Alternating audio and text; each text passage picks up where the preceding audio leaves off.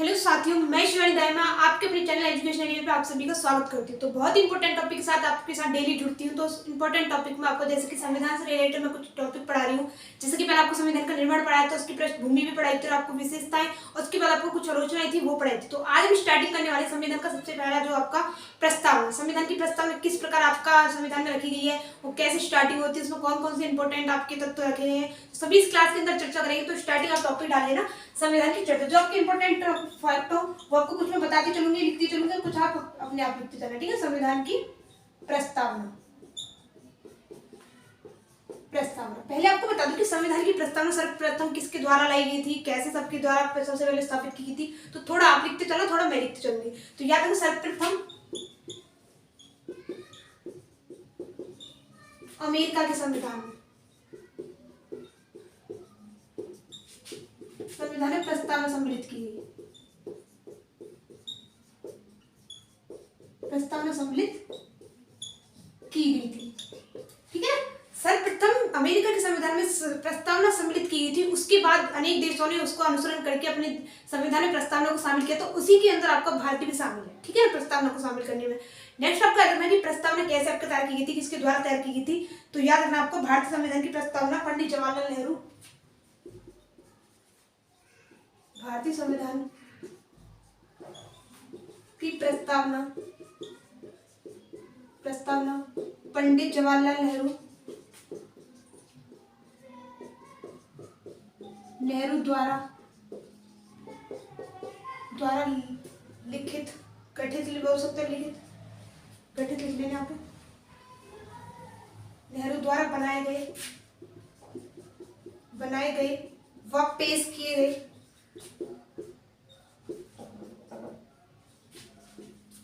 और संविधान द्वारा अपनाए गए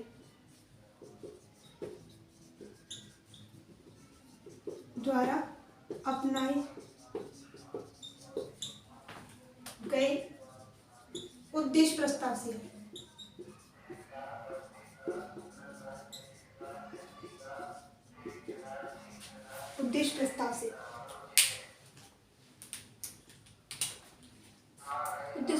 आधारित है, आज से आधारित है। अब नेक्स्ट आपका है कि 42 संविधान संशोधन से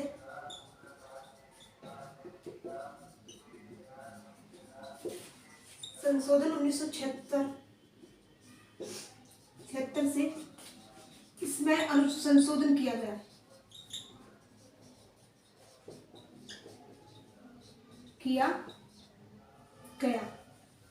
जिसमें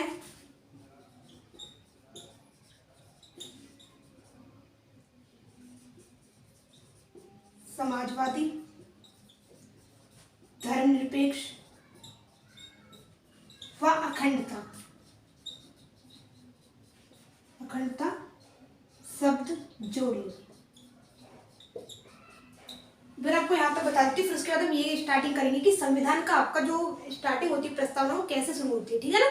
तो आपको बता दूं, जैसा कि मैंने कहा था कि संविधान की प्रस्तावना सर्वप्रथम अमेरिका के संविधान में प्रस्तावना को शामिल किया गया था। उसका अनुसरण करके अनेक देशों ने अपने संविधान में प्रस्तावना को शामिल किया था, जिसमें आपका भारत देश भी शामिल है। ठीक है। तो आपको याद रखना कि संविधान की प्रस्तावना किस प्रकार तैयार की गई थी। तो पंडित जवाहरलाल नेहरू के द्वारा, याद रखना आपको, बनाए गए और पेश किए गए संविधान द्वारा अपनाए गए उद्देश्य प्रस्ताव पर आधारित आपकी प्रस्तावना। ठीक है ना। नेक्स्ट आपको याद रखना कि संशोधन हो सकता है, नहीं हो सकता। तो याद रखना, सॉरी, 42 संविधान संशोधन 1976 से इसके अंदर संशोधन किया गया। अभी तक एक बार संशोधन किया गया है, जिसमें संशोधन का समाजवादी और आपका अखंडता और याद रखना आपका धर्मनिरपेक्ष शब्द जोड़े गए थे। ठीक है ना। हम स्टडी करते हैं कि संविधान का आपका इस प्रकार पढ़ा किस प्रकार जाता है।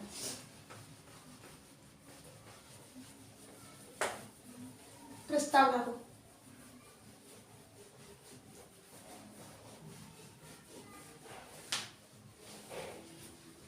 को किस प्रकार पढ़ा जाता है। ठीक है।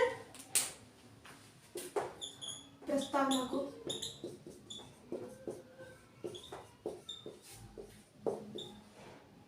पढ़ा इस प्रकार जाता है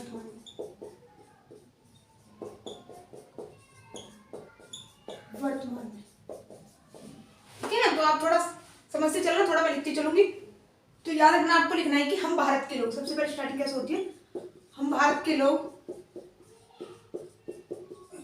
लोग भारत को संपूर्ण प्रभुत्व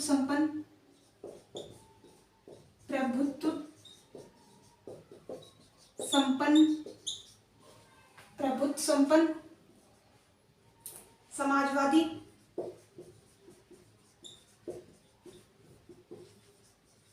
धर्मनिरपेक्ष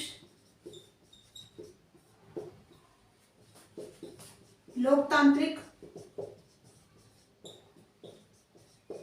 गणराज्य बनाने के लिए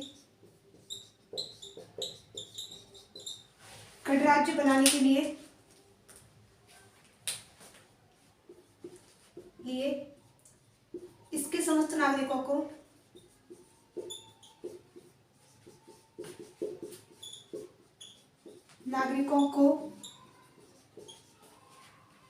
समाजवादी समस्त नागरिकों को सामाजिक आर्थिक राजनीतिक न्याय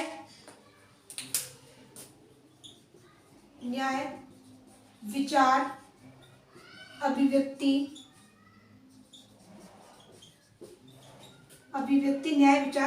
विश्वास उपासना की स्वतंत्रता। शायद आपको दिख रहा होगा, ठीक है ना? नहीं दिख रहा तो आपको बोल रही तो आप कॉपी में लिख लें, ठीक है ना? विश्वास उपासना की स्वतंत्रता,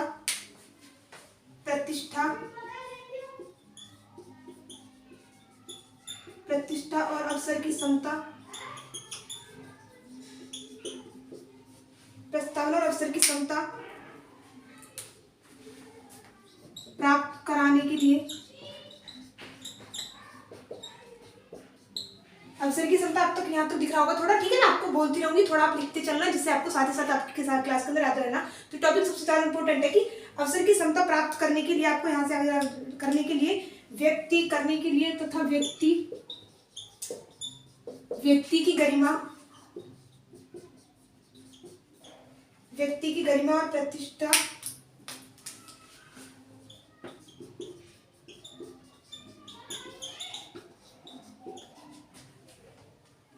और राष्ट्र की एकता समता लिख सकते हो। सॉरी, थोड़ा मार्कर प्रॉब्लम है, थोड़ी देर में अभी आपका इंक डालेंगे, ठीक है? एकता और अखंडता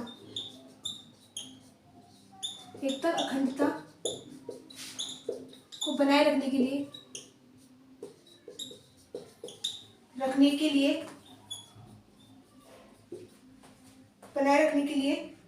दृढ़ संकल्पित होकर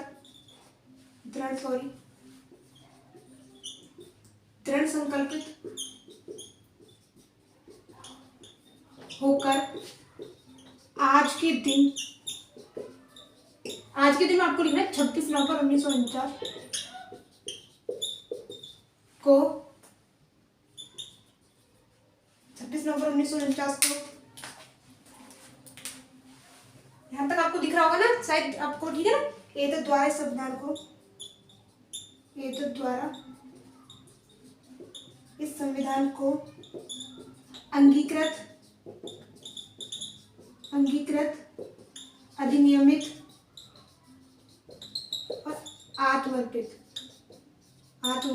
किया जाता है, ठीक है? तो बहुत ज्यादा इंपॉर्टेंट आपका यहाँ से लेकर यहाँ तक का जो आपका पॉइंट है, ठीक है? ये आपको पढ़ना है कि संविधान की अपनी प्रस्तावना जो किस प्रकार पढ़ी जाती है, पढ़ी कैसे जाती है, स्टार्टिंग कैसे होती है, तो आपको याद रखना वर्तमान में, ठीक है ना? तो आपको एक बार फिर से रिपीट करके बताती हूँ कि हम भारत के लोग भारत को संपूर्ण प्रभुत्व संपन्न समाजवादी धर्मनिरपेक्ष लोकतांत्रिक गणराज्य बनाने के लिए इसके समस्त नागरिकों को सामाजिक आर्थिक राजनीतिक न्याय विचार अभिव्यक्ति विश्वास उपासना की स्वतंत्रता प्रतिष्ठा और अवसर की समता प्राप्त कराने के लिए तथा व्यक्ति की गरिमा और राष्ट्र की एकता और अखंडता को बनाए रखने के लिए दृढ़ संकल्पित होकर आज के दिन यानी 26 नवंबर 1949 को इस संविधान को अंगीकृत अधिनियमित और आत्मर्पित किया जाता है, ठीक है? ये आपको स्क्रीनशॉट लेकर रखना, बहुत ज्यादा इंपॉर्टेंट आपका यहाँ से तक का टॉपिक हो जाता है। प्रस्तावना अपनी पढ़ी किस प्रकार जाती है। अब नेक्स्ट हम देखते हैं कि मूल तत्व क्या है। तो 4 मूल तत्व किस प्रकार है वो आपको बता दूं मैं।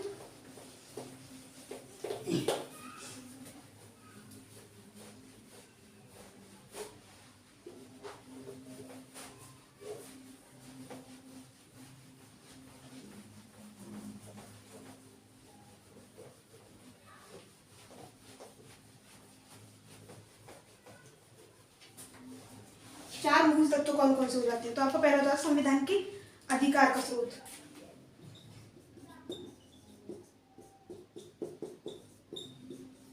संविधान के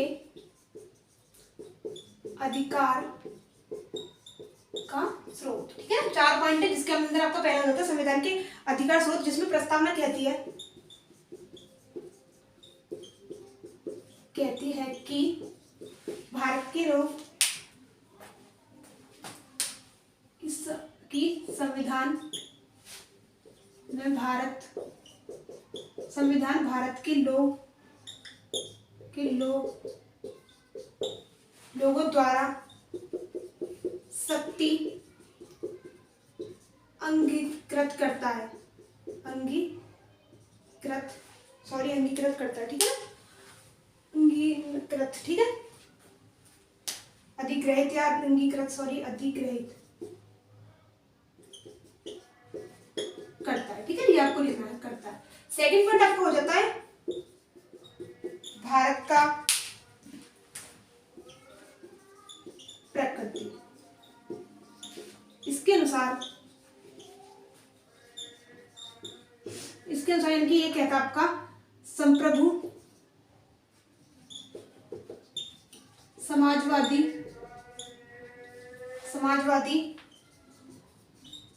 लोकतांत्रिक धर्मनिरपेक्ष लिखना आपको, धर्मनिरपेक्ष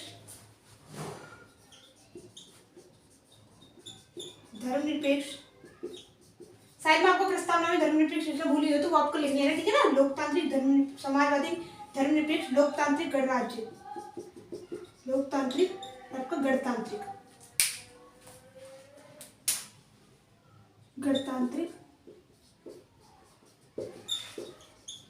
व्यवस्था वाला देश है,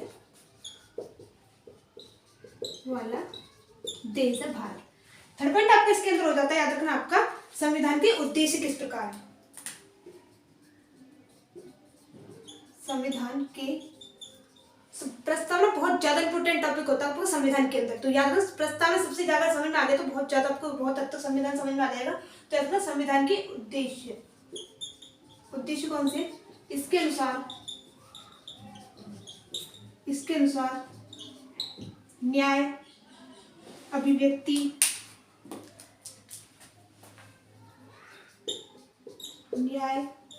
स्वतंत्रता, समता व बंधुता कह सकते हो आप, भ्रातृत्व कह सकते हो, बात है, ठीक है।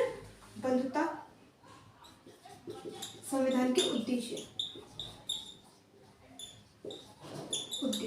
फोर्थ पॉइंट आपको हो जाता है कि संविधान लागू करने की तिथि, सबसे इंपॉर्टेंट, संविधान लागू करने की तिथि। तो लागू करने की तिथि आपका याद रखना 26 नवंबर 1949, 26 नवंबर 1949 स्थापित की गई है, जनता के सामने जो एग्रीमेंट हुआ 26 जनवरी को हुआ था, लेकिन आपका याद रखना संविधान सभा के द्वारा संविधान जो आपका डेट संविधान में रखी गई वो भी आपका 26 नवंबर 1949 रखी गई है। तो प्लीज इंपॉर्टेंट सब ज्यादा याद रखना कि संविधान के अनुसार जो आपकी अधिनियमित करने की डेट रखी गई वो कौन सी, तो आपका है ना 26 नवंबर 1949 रखी गई, जिसके दिन आपका संविधान दिवस के रूप में मनाया जाता है 26 नवंबर को, ठीक है ना। नेक्स्ट आप देखते हैं कि प्रस्तावना के मुख्य शब्द कौन कौन से हैं।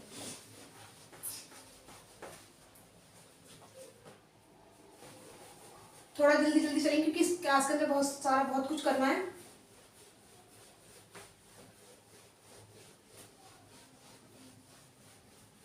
संविधान के मुख्य तत्व,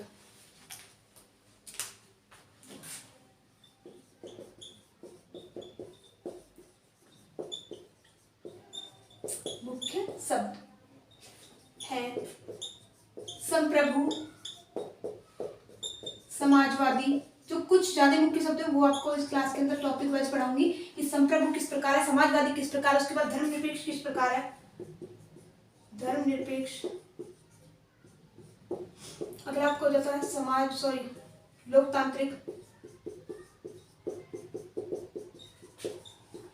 लोकतांत्रिक, अगला आपका हो जाता है गणतांत्रिक, न्याय, स्वतंत्रता, गणतांत्रिक, न्याय, स्वतंत्रता और आपका याद रखना समता, बंधुता।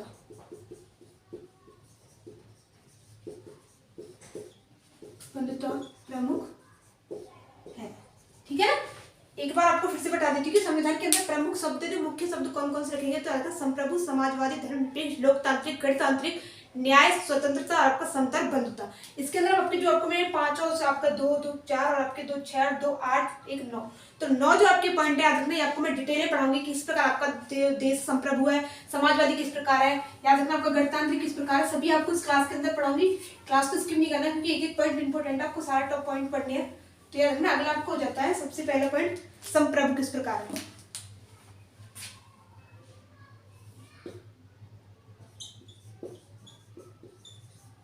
संप्रभु, इसका आशय यह है कि भारत ना तो किसी और देश के, भारत किसी अन्य देश के, भारत किसी अन्य देश के ऊपर निर्भर नहीं है, भारत का कोई और डोमिनियन नहीं है, भारत अन्य किसी का डोमिनियन नहीं है। इस प्रकार लिखना, भारत अन्य किसी का डोमिनियन नहीं है, किसी का डोमिनियन नहीं है, तथा अपने मामलों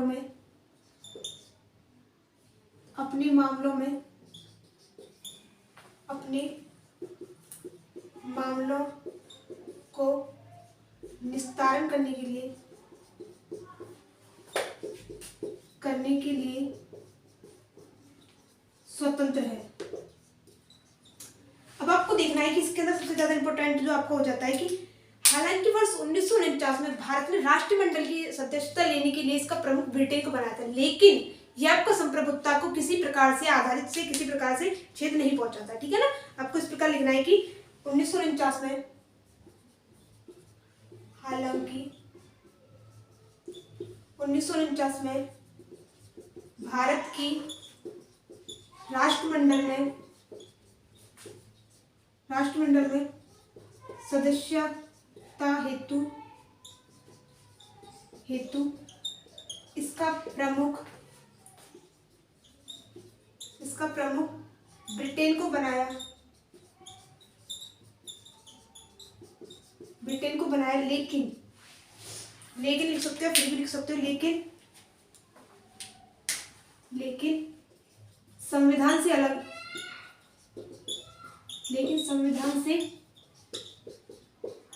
अलग यह बात भारत की संप्रभुता पर आधारित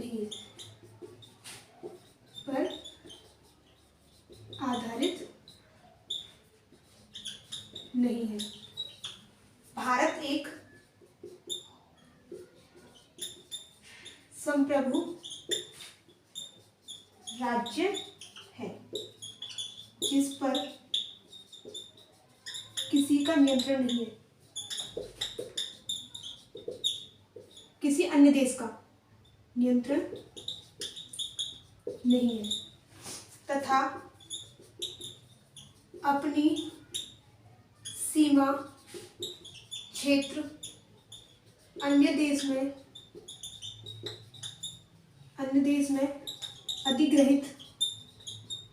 अधिग्रहित करने पर उस पर धावा छोड़ सकता है, ठीक है। एक बार फिर से आपको बता देती हूँ कि किस प्रकार आपका संप्रभु किस प्रकार है। तो इसका उद्देश्य याद रखना, इसका आशय किस प्रकार होता है कि भारत के ऊपर किसी और देश का नियंत्रण या शक्ति नहीं है, भारत एक संप्रभु राज्य है, उसका कोई अन्य डोमिनियन नहीं है।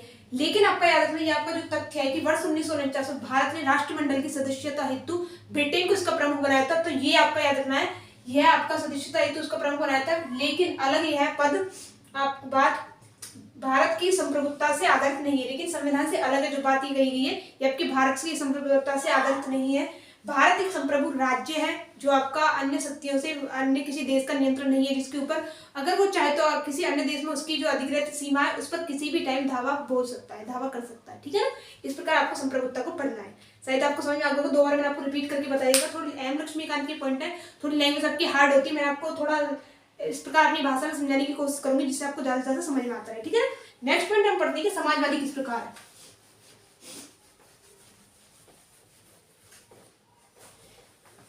भारत समाजवादी, ठीक है ना। भारत समाजवादी प्रस्तावना में समाजवादी शब्द है,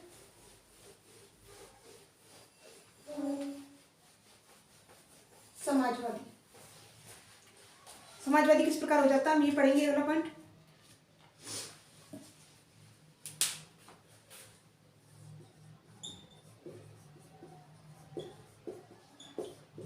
समाजवादी तो याद रखना है, इसके अनुसार यानी कि इसके अनुसार यह शब्द चाहे वर्ष 1976 में 42वें संविधान संशोधन से जोड़ा गया, लेकिन ये राज्य के नीति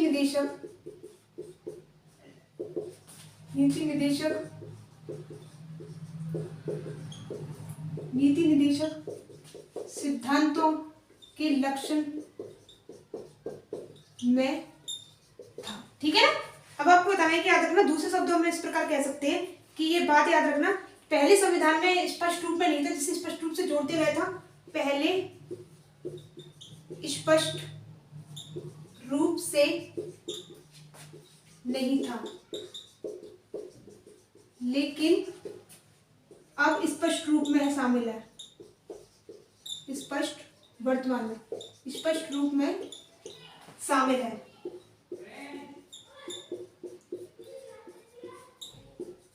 वर्ष 1955 में कांग्रेस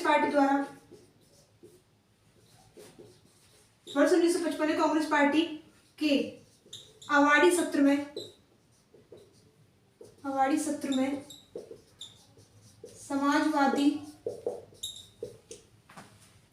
समाजवादी को स्थापित करने हेतु कार्य की योजना बनाई, ठीक है ना।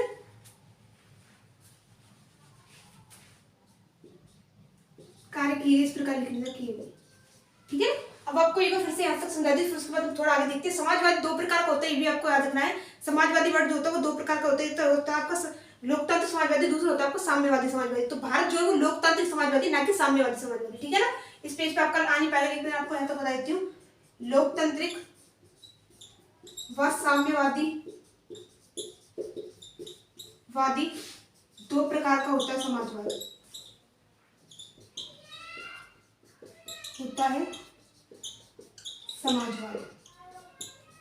जिसमें भारत लोकतांत्रिक समाजवादी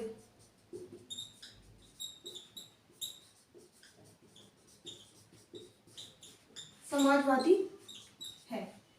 इससे आस है कि सार्वजनिक व मूल, इसके अनुसार सार्वजनिक व मूल क्षेत्र, इसके अनुसार सार्वजनिक व मूल दोनों, सार्वजनिक व निजी दोनों क्षेत्र साथ साथ होते हैं। एक बार आपको यहाँ तक पढ़ के बता देते हैं, अगर थोड़ा बहुत रह जाएगा तो फिर आप थोड़ा लिख लेना, मैं बोल के बता दूंगी। जैसा कि मैंने आपको कहा था कि समाजवादी पहला शब्द आपको संप्रभु पढ़ाया था, उसके बाद समाजवादी पढ़ाया था। समाजवादी किस प्रकार है भारत का, तो याद रखना समाजवादी वर्ड का जो उल्लेख भारत के मूल संविधान में नहीं किया गया था, वो आपको 1976 42 संविधान संशोधन 1976 के द्वारा समाजवादी शब्द को जोड़ा गया था प्रस्तावना के अंदर। समाजवादी आपको याद रखना स्पष्ट रूप में नहीं दिया गया था, लेकिन याद रखना आपको 1955 में कांग्रेस पार्टी के अवार्डी सत्र में ये कहा गया था कि समाजवादी स्थापित करने हेतु कार्य किए जाएंगे। याद रखना इसी के अनुसार मैं आपको बता दूं कि समाजवादी होता है वो 2 प्रकार का होता है, एक तो आपको होता है समाजवादी साम्यवादी और आपका लोकतांत्रिक। तो भारत जो है वो लोकतांत्रिक समाजवादी देश है, ना कि साम्यवादी समाजवादी। तो लोकतांत्रिक समाजवादी का मतलब क्या होता है आपको ये भी देख लेना कि लोकतांत्रिक समाजवादी के अंदर इससे आशय है कि सार्वजनिक और निजी क्षेत्र दोनों साथ साथ चलते हैं, ठीक है ना। याद रखना भारत जो है वो गांधीवादी मार्क्सवाद दोनों विचारों पर आधारित है, लेकिन गांधीवादी विचार कुछ ज्यादा, गांधीवादी विचारों की ओर ज्यादा झुकाव है संविधान का, ठीक है ना। एलपीजी के द्वारा यहाँ पे ये भी लिख लेना, एलपीजी लिबरलाइजेशन, प्राइवेटाइजेशन, ग्लोबलाइजेशन, उदारीकरण, निजीकरण और आपका वैश्वीकरण, ठीक है ना। 1951 की नीति से इसे थोड़ा लचीला बना दिया गया, थोड़ा समाजवादी को लचीला बना दिया गया, ठीक है ना। एक बार आपको फिर से बताइए, जैसा कि मैंने कहा था कि भारत का संविधान जो वो गांधीवादी मार्क्सवादी दोनों विचारों पे आधारित है, लेकिन गांधीवादी विचार की ओर थोड़ा ज्यादा झुकाव है संविधान का। वही आपको याद रखना है कि 1991 की जो आपकी नई आर्थिक नीति आई थी, लिबरलाइजेशन, प्राइवेटाइजेशन, ग्लोबलाइजेशन, जिसे आपका उदारीकरण, निजीकरण, वैश्वीकरण कहते हैं, उसके द्वारा आपका समाजवादी का जो आपका मूल तत्व था, मूल आधार था, उसे थोड़ा लचीला बना दिया गया था, ठीक है ना। शायद आपको समझ में आ गया होगा समाजवादी किस प्रकार है। नेक्स्ट पॉइंट जो आपको हो जाएगा धर्मनिरपेक्ष। नेक्स्ट पॉइंट पढ़ते हैं धर्मनिरपेक्ष।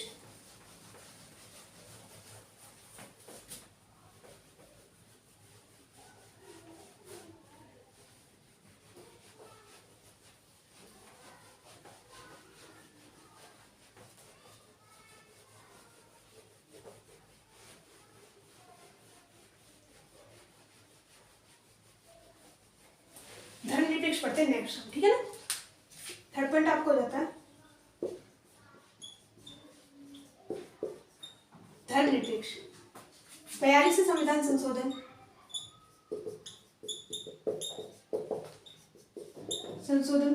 1976 से इस शब्द को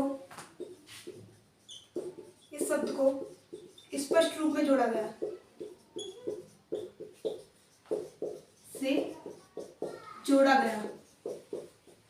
यह मूल संविधान में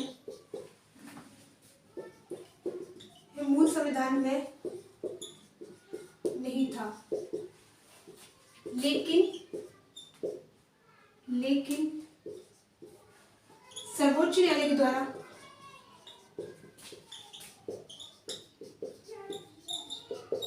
कहा गया,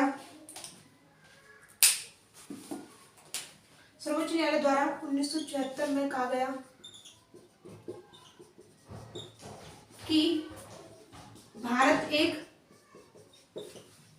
धर्मनिरपेक्ष राज्य है। इसमें कोई संदेह नहीं है,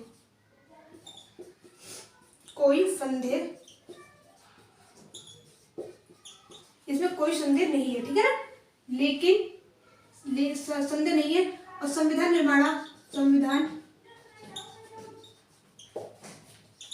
निर्माणकर्ता भी धर्मनिरपेक्ष राज्य चाहते थे।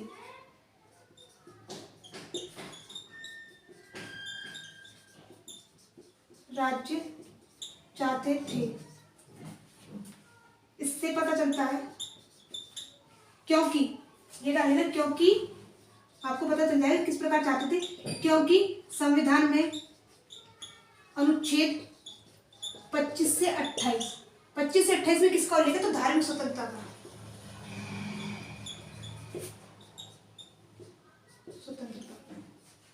अनुच्छेद शामिल है, अनुच्छेद 28 जोड़ा गया है। भारत जो है वो धर्मनिरपेक्ष राज्य है, ये आपका बिल्कुल, इस बात में कोई संदेह नहीं है, ये आपका बिल्कुल अंतर्निहित बात है कि भारत धर्मनिरपेक्ष राज्य, क्योंकि भारत की सरकार के द्वारा सभी धर्मों को समर्थन समान दिया जाता है और सभी धर्मों को समान समझा जाता है, किसी से भी धर्म के आधार पर भेदभाव नहीं किया जाता। ठीक है ना। आपको फिर से एक पढ़ा जॉब का इंपॉर्टेंट था, वो तथ्य आपको लिख दे, थोड़ा जो आपको अलग से बताना था वो मैं आपको बोल के बता दूंगी।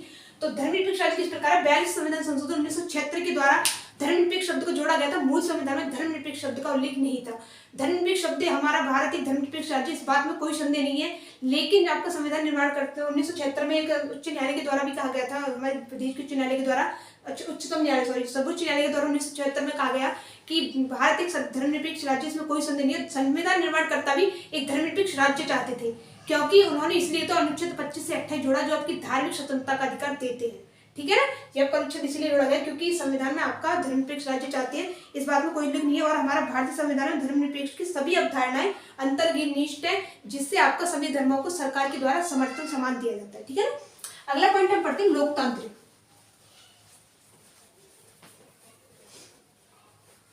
लोकतांत्रिक पॉइंट हो जाता है अगला आपका।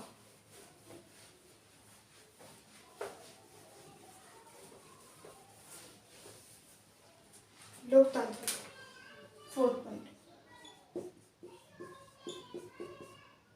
लोकतांत्रिक।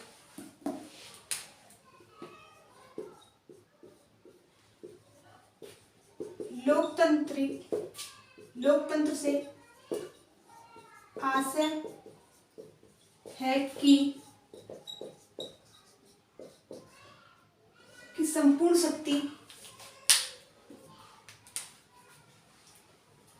शक्ति जनता के हाथों में होती है,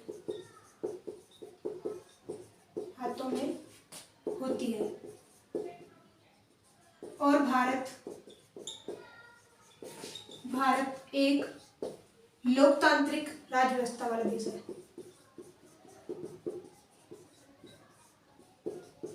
राज व्यवस्था वाला देश है, इस बात में कोई संदेह नहीं है। आपको बता दूं, पहली बात तो लोकतंत्र दो प्रकार का होता है, ये थोड़ा ज्यादा बड़ा, उसको आपको बोल के बता दूंगी। लोकतंत्र दो प्रकार का होता है। फर्स्ट हो जाता है आपका प्रत्यक्ष लोकतंत्र,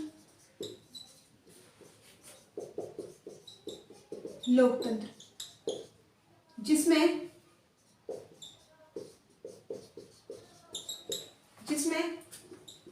संपूर्ण शक्ति प्रत्यक्ष रूप से जनता के हाथों में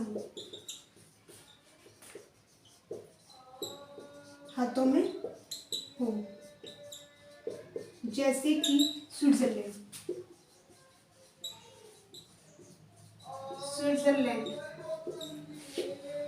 दूसरा अप्रत्यक्ष लोकतंत्र, इसका अर्थ है जनता द्वारा चुना गया प्रतिनिधि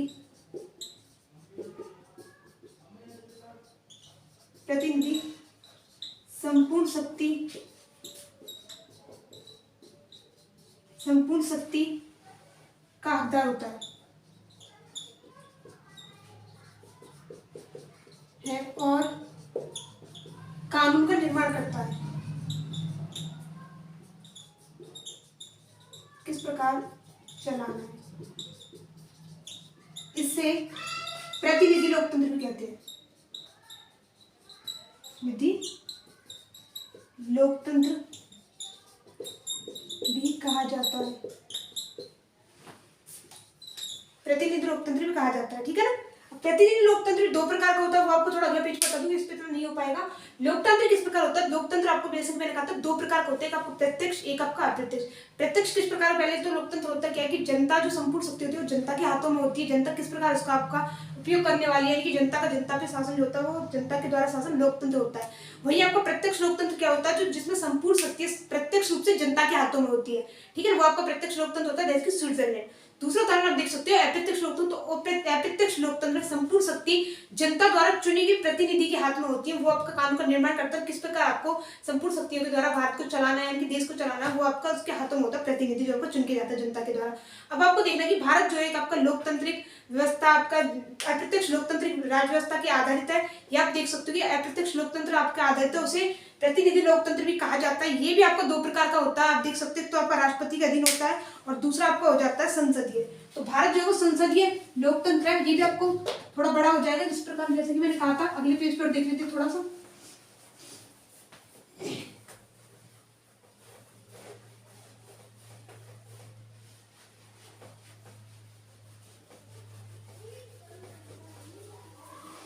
संसदीय लोकतंत्र,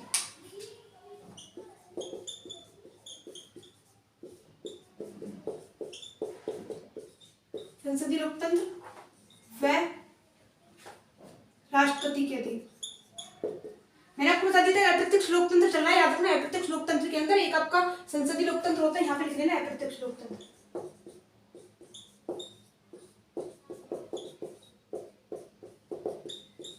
जिसके अंदर आपका संसदीय लोकतंत्र व आपका राष्ट्रपति के अधीन लोकतंत्र अधीन। भारत में संसदीय लोकतंत्र व्यवस्था है, जिसमें कार्यपालिका सभी नीति व कार्यों के लिए विधायिका के प्रति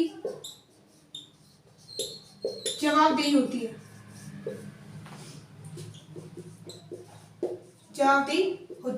ठीक है ना। और आप देख सकते हो कि न्याय की स्वतंत्रता,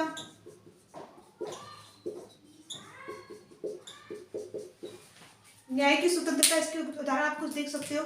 न्याय की स्वतंत्रता, कानून की सर्वोच्चता, भेदभाव का अभाव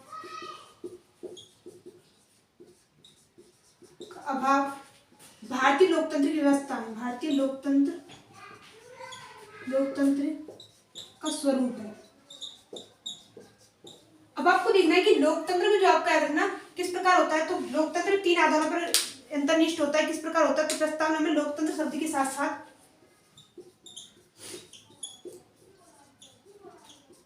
लोकतंत्र शब्द से राजनीतिक व आर्थिक और सामाजिक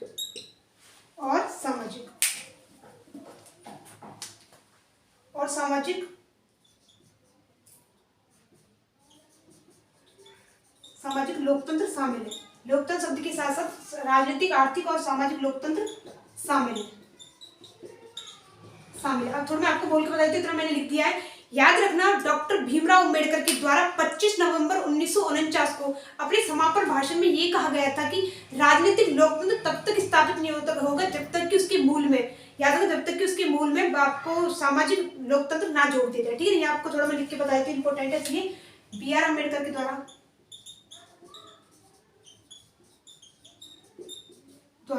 25 नवंबर 1949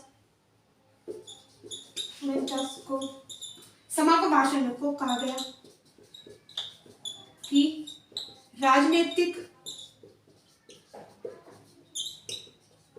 लोकतंत्र जब तक स्थापित नहीं होगा, स्थापित नहीं होगा जब तक उसमें सामाजिक लोकतंत्र ना जोड़ दिया जाए। सामाजिक लोकतंत्र ना जोड़ा जाए। ठीक है, जैसे कि मैंने आपको बातें को बोल के बताई थी, उसके बाद आप थोड़ा लिख लेना, थोड़ा मैं बोल दूंगी। लोकतंत्र का आपका याद रखना किस प्रकार का होता है, 2 प्रकार का। पहले आपको बताया था कि 2 प्रकार का होता है, प्रत्यक्ष अप्रत्यक्ष। भारत में अप्रत्यक्ष लोकतंत्र अपनाया गया है। अप्रत्यक्ष लोकतंत्र भी संसदीय राष्ट्रपति के अधीन 2 प्रकार का होता है। जो आपका भारत में संसदीय लोकतंत्र को अपनाया गया, संसदीय लोकतंत्र में किस प्रकार होता है कि विधायिका कार्यपालिका जो होती है सभी अपनी नीति और कार्यों के लिए विधायिका के प्रति जिम्मेदार होती है, जवाबदेही होती है। और आपका याद रखना कानून की सर्वोच्चता, न्याय की सर्वोच्चता, ठीक है, ये आपका जो है विधायिका, ये आपका लोकतंत्र की स्वरूप है भारत के अंदर। साथ ही में आपको याद रखना है कि इसके अंदर प्रस्तावना में लोकतंत्र शब्द के साथ साथ राजनीतिक, समाजवादी और आर्थिक लोकतंत्र को शामिल किया गया है। डॉक्टर भीमराव अम्बेडकर के द्वारा 25 नवंबर 1949 को अपने समापन भाषण में कहा गया था कि राजनीतिक लोकतंत्र तब तक स्थापित नहीं होगा जब तक कि उसमें सामाजिक लोकतंत्र ना जोड़ दिया जाए। सामाजिक लोकतंत्र भी किस प्रकार का होता है आप देख सकते हो कि सामाजिक लोकतंत्र का आशय किस प्रकार है, वो आपको थोड़ा अगला पेज बता देती है। थोड़ा ज्यादा बड़ा पॉइंट था लोकतांत्रिक, आपको सारे याद करना है क्योंकि इंपॉर्टेंट है सारे।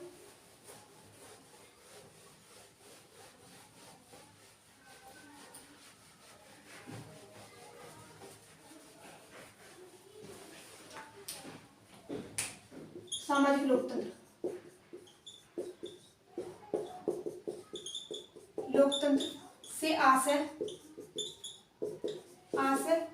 है स्वाधीनता,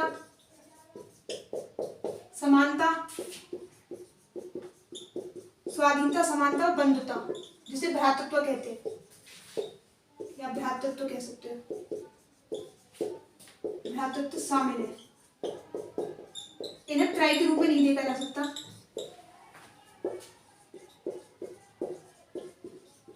अलग नहीं कर सकते, नहीं कर सकते। ये एक दूसरे से अलग हो जाएंगे, ये एक दूसरे से अलग होने पर लोकतंत्र का आधार समाप्त हो जाएगा, आधार समाप्त हो जाएगा। ठीक है, तो आपको एक थोड़ा बोल कर थोड़ा आप लिख लेना। जैसे कि मैंने कहा था कि सामाजिक लोकतंत्र से आशय किस प्रकार होता है, स्वाधीनता, समानता, बंधुता, तीनों को साथ साथ लेके चलना, त्रय के रूप में अलग अलग पार्ट में डिवाइड नहीं करना है क्योंकि एक दूसरे पे निर्भर होती है। अगर इन तीनों को अलग कर दिया जाएगा तो लोकतंत्र का आशय जो है वो आधार जो है समाप्त हो जाएगा। इसका किस प्रकार संबंधित है कि स्वाधीनता लोक समानता से जुड़ी हुई है, उसी प्रकार समानता बंधुता से जुड़ी हुई है, और स्वाधीनता और समानता दोनों बंधुता से जुड़ी हुई है। इन तीनों को कभी भी अलग नहीं किया जा सकता, एक दूसरे पर निर्भर होती है। इन तीनों को अलग किया जाएगा तो लोकतंत्र का जो आधार है वो समाप्त हो जाएगा। बहुत बड़ा आपके लिए इंपॉर्टेंट पॉइंट है कि तीनों एक प्रकार की एक साथ होती है, एक दूसरे पर निर्भर होती है। ठीक है, ये आपको इस प्रकार याद रखना है। अब नेक्स्ट हम देखते हैं इसी के अंदर लास्ट आपको पॉइंट हो जाता है गणतंत्र, कि गणतंत्र किस प्रकार है।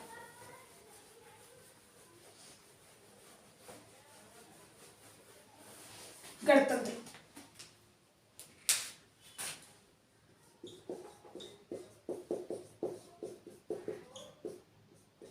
एक लोकतंत्र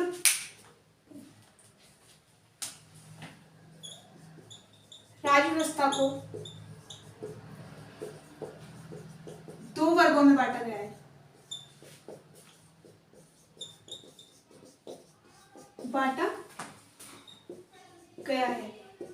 फर्स्ट आपका याद में यहाँ पॉइंट डालना आपका गणतंत्र। गणतंत्र किस प्रकार है, फर्स्ट आपका राजाशाही व गणतंत्र।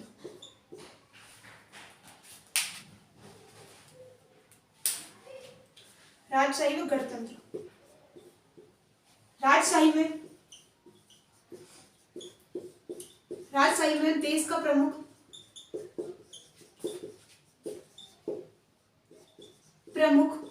उत्तराधिकारी, ब्रैकेट में लिखे ना, राजा या रानी होते हैं जैसे कि ब्रिटेन का संविधान।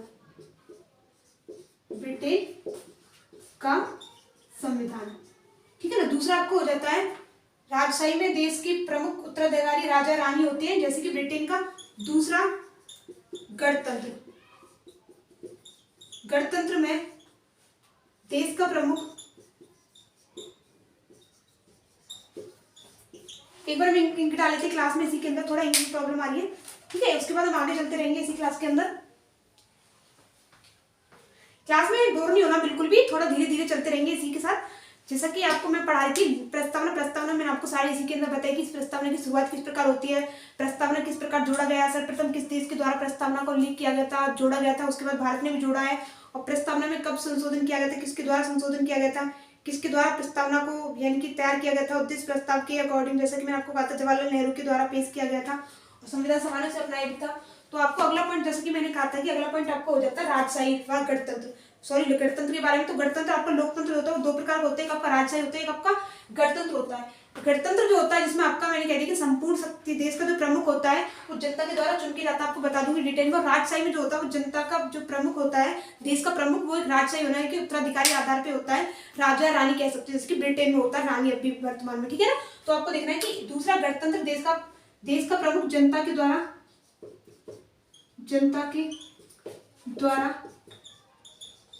चुना गया प्रतिनिधि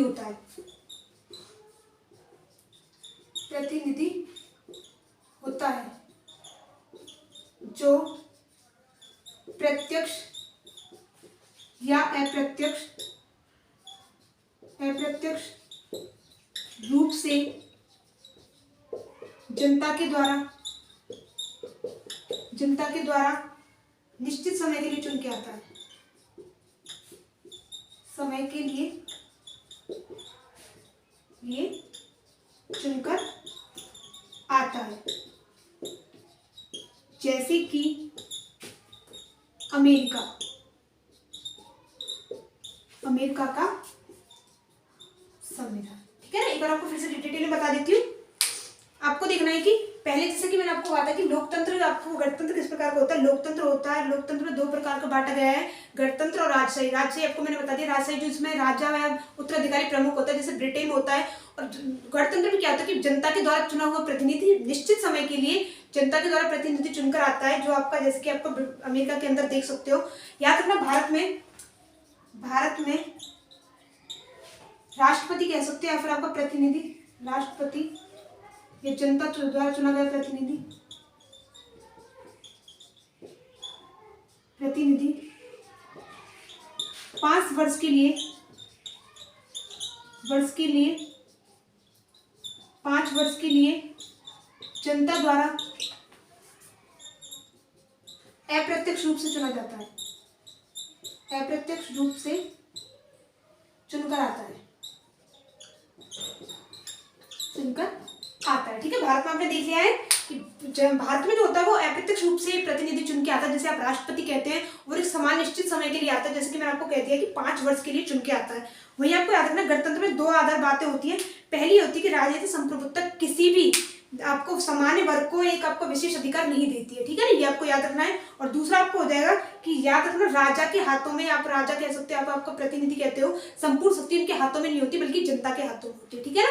तो आपको मैंने इस क्लास के अंदर शायद 5 पॉइंट करवाए हैं, जैसे कि आपको कहा था पहले संविधान का बताया था कि प्रस्तावना कैसे सबसे पहले ली गई थी। दूसरा मैंने आपको बताया कि संविधान प्रस्तावना किस प्रकार तैयार की गई थी उद्देश्य प्रस्ताव के जरिए। 4th पॉइंट में आपको बताया कि तत्व महत्वपूर्ण कौन कौन से रखेंगे। उसके बाद आपको मुख्य शब्द कौन कौन से, तो मुख्य शब्द में पहले आपको मैंने संप्रभुत्ता पढ़ाया, उसके बाद आपको समाजवादी पढ़ाया, धर्मनिरपेक्ष पढ़ाया, समान, और आपका लोकतंत्र को, उसके बाद आपका गणतंत्र में मैं आपको एक बार फिर से रिपीट कर देती हूँ। जैसा कि मैंने कहा था कि गणतंत्र 2 प्रकार का होता है, राजशाही होता है, लोकतंत्र जो राजव्यवस्था होती है वो 2 प्रकार की होती है, आपका गणतंत्र होती है, राजशाही होती है। राजशाही के अंदर क्या होता है कि जो जनता का प्रतिनिधि होता है वो एक उत्तराधिकारी होता है, जैसे कि राजा रानी कह सकते हो, ब्रिटेन में वर्तमान में भी होती है रानी। और दूसरा आपका होता है तो गणतंत्र होता है, गणतंत्र में जनता के द्वारा चुना गया प्रतिनिधि निश्चित समय के लिए प्रत्यक्ष या अप्रत्यक्ष रूप से चुन के आता है। भारत में जो होता है अप्रत्यक्ष रूप से चुनकर प्रतिनिधि आता है, जैसे आप राष्ट्रपति कहते हो, और 5 वर्ष के लिए उसका चुनाव किया जाता है। इसकी मैं आपको 2 विशेषता बताती हूँ कि गणतंत्र के अर्थ में 2 विशेषताएं होती है। पहली ये होती है कि राजनीतिक संप्रभुत्ता में राजा जो होता है संपूर्ण शक्ति का प्रमुख नहीं होता, लोगों के द्वारा चुना गया प्रतिनिधि होता है, जो लोगों का भी जिसमें यानी कि हिस्सा होता है संपूर्ण शक्ति में। दूसरा आपको जैसा कि मैंने कहा था कि किसी भी विशेष वर्ग को विशेष अधिकार नहीं दिया जाता है। तो आपको मैंने इस क्लास के अंदर 5 पॉइंट याद करवाने की कोशिश की और समझाने की कोशिश भी है। जो कुछ पॉइंट रह गया और प्रस्तावना का कुछ आधार रह गया वो कल की क्लास में करवा दूंगी, क्योंकि सभी इस क्लास में करवाऊंगी तो आप भी बोर हो जाओगे, आपको भी थोड़ा समझ में नहीं आ पाएगा। तो आधा आज क्लास में करते हैं, आज आधा जो आपका रह जाएगा वो कल की क्लास में क्लियर करेंगे। तो ऐसे इंपॉर्टेंट टॉपिक पढ़ने के लिए मेरे चैनल एजुकेशन एनीवेयर पर अगर आप नए हो तो चैनल को सब्सक्राइब कर लीजिए, और वीडियो पसंद आए तो वीडियो को लाइक कर दीजिए, और प्लीज शेयर भी कर दीजिए, ठीक है ना। तो धन्यवाद।